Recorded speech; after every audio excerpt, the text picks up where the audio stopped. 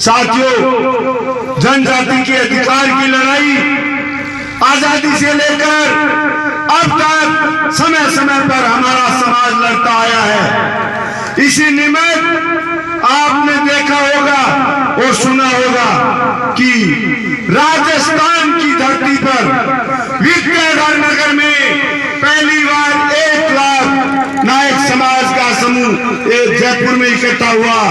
उसके लिए भी तमाम नायक समाज को मैं धन्यवाद देना चाहूंगा। साथियों, इस सम्मेलन का परिणाम क्या निकला? साथियों, जिस चीज की हम भीख मांग रहे थे, शिक्षा के लिए जयपुर में समाज कल्याण की तरफ से भूमि आवंटित की जाए नायक समाज को। साथियों, सबसे पहले इस सम्मेलन का जो फायदा मिला, हमें जयपुर में भूमि आवंटित की गई है।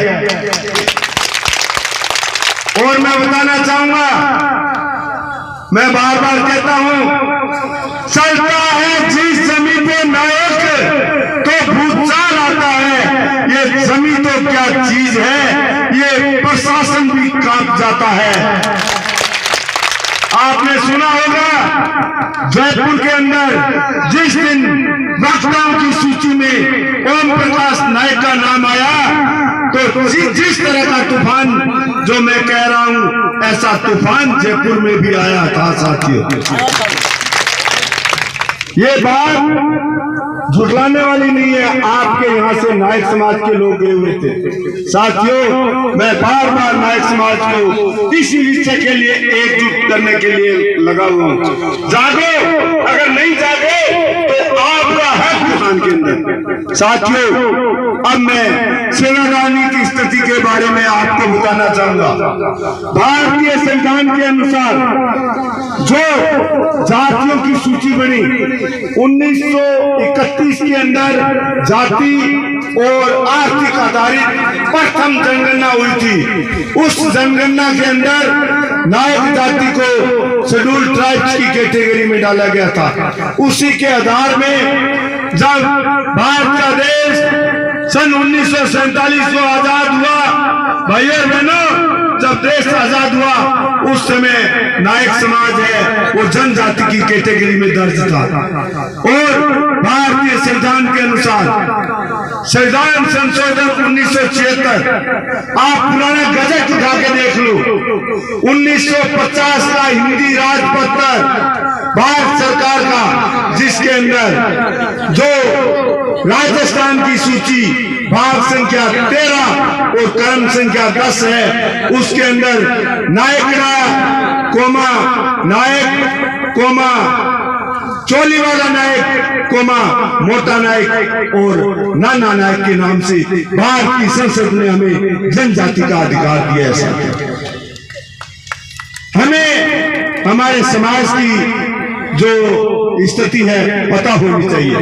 हमारे समाज के पूर्वजों जिन्होंने ख्वाजा नायक, भीमा नायक, बिरजू नायक, भोगोजी नायक, लक्ष्मण नायक जैसे वीर शहीदों ने कुर्बानियां दी समाज को जुगाने के लिए, लेकिन फिर भी मेरा समाज जाग नहीं रहा है। इसलिए मैं इस जाहिल की पान धरा पर इस नायक समाज को जगाने के लिए आया हूँ।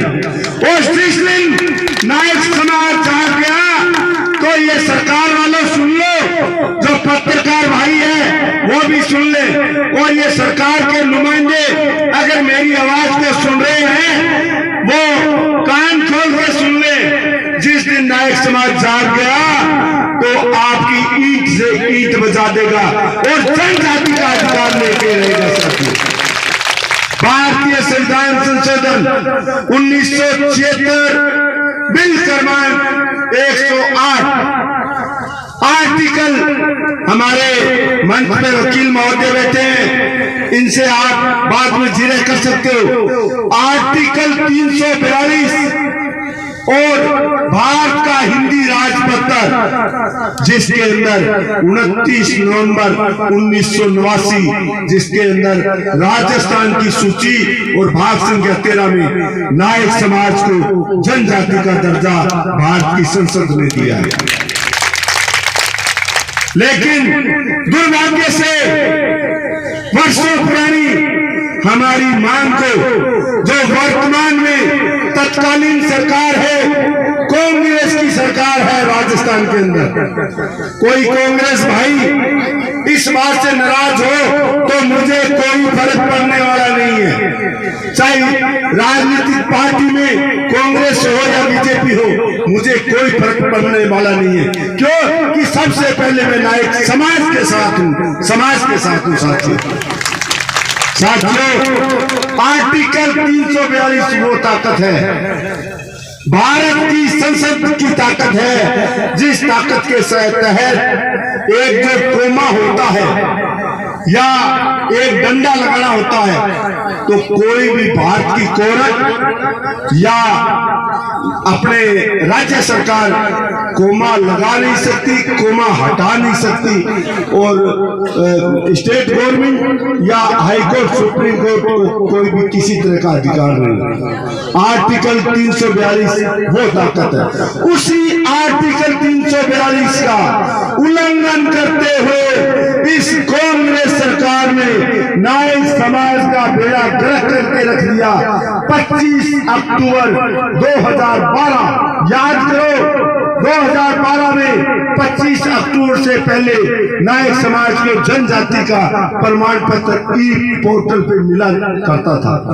मेरा भी ई पोर्टल पे मिला हुआ जाति प्रमाण पत्र आपने देखा होगा।